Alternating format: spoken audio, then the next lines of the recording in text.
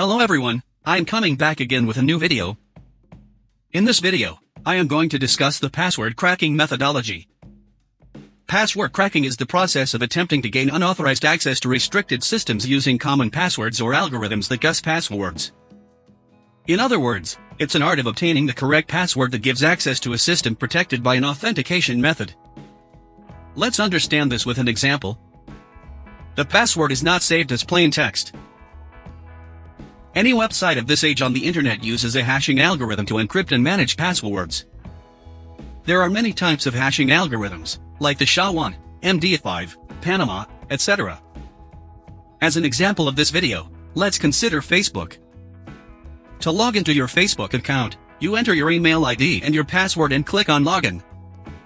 The first time when you create a Facebook account, you are asked to fill in a form like this, which contains your name, email address, and it asks you to choose a password, gender, your birth date. These data are sent to Facebook's back-end database. In Facebook's database, your name, your gender, your age, and your email or phone are saved as it is. But what about the password? As I told you, a password will never be saved as a plain text in a website's database.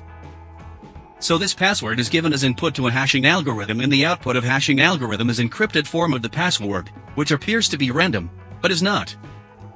This hashed password is saved in Facebook's database, but not the plain text, which means the password which you entered will never be saved on Facebook's database as a plain text. Instead, only it's encrypted, or in other words, the hashed password is saved in Facebook's database. Now suppose Facebook had a data breach and hackers managed to gain access to Facebook's user info, which included their name, age, gender, email and password. Though hackers have this information, they will not be able to log into any specific user account, because the password is encrypted. If a hacker tries to log into any specific user account with the hashed password, he will not be provided access. He only needs to enter the password, which is in the plaintext form. So what does the hacker do now? There is the only possible way is to reverse the hash into its plaintext form, but this is highly impossible, because a hash is a one-way function and the plaintext form of hash cannot be obtained from the hash itself. That is how hashing algorithms are designed. So what now? This is when the strength of the password comes into the play. If you are using a common like password, which I used earlier to sign up for Facebook, then the hacker will easily able to know the plaintext form of your password from the hashed string. There is something known as rainbow tables. These rainbow tables contain the password hashes of numerous commonly used passwords along with their plaintext forms. So the hacker will be able to do the simple search with the password hash that he has, and if the password hash exists in the rainbow table, that means that the password is successfully cracked and we now have the password in a plaintext form. Remember, the rainbow tables contain the password hashes of only the passwords which are commonly used. As a reference, you can try it yourself at crackstation.net.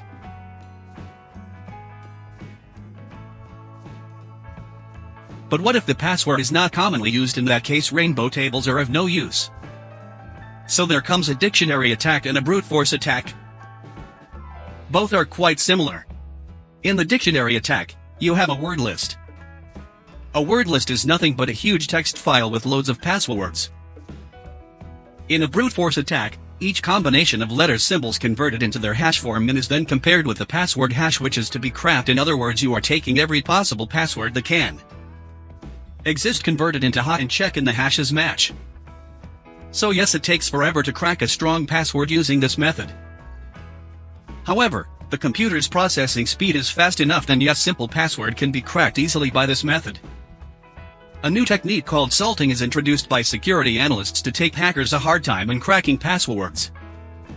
In this technique, a specific combination of characters is inserted at specific positions of the plaintext password before hashing.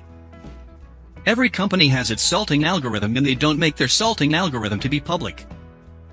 For example, let's say Facebook's salting algorithm inserts a string random2 at the beginning, after the fourth character, and at the end of plaintext password. After salting the password, the salted password is then hashed by the hashing algorithm. So when salting is used, rainbow tables are of no use even if the password to be cracked is a weak commonly used password, because the hashes of the password without salting do not match the hash of the password which is salted.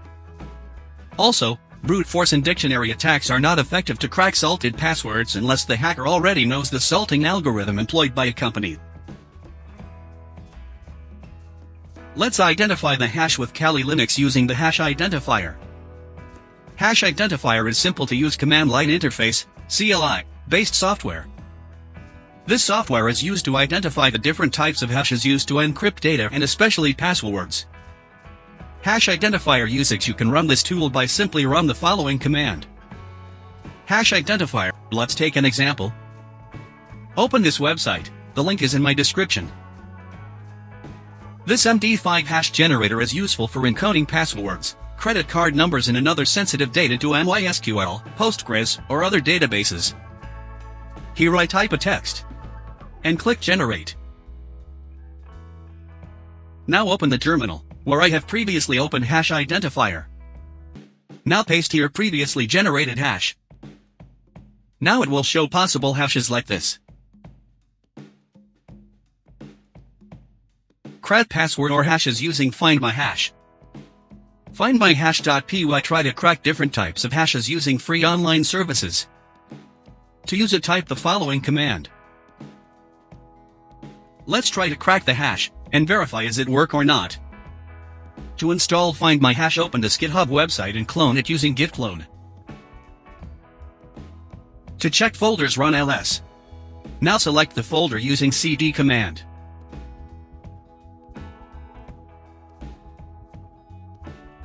To crack the hash password, use the following command. If it will show the following error, then run following command on terminal. Now, all done. It will take time to crack.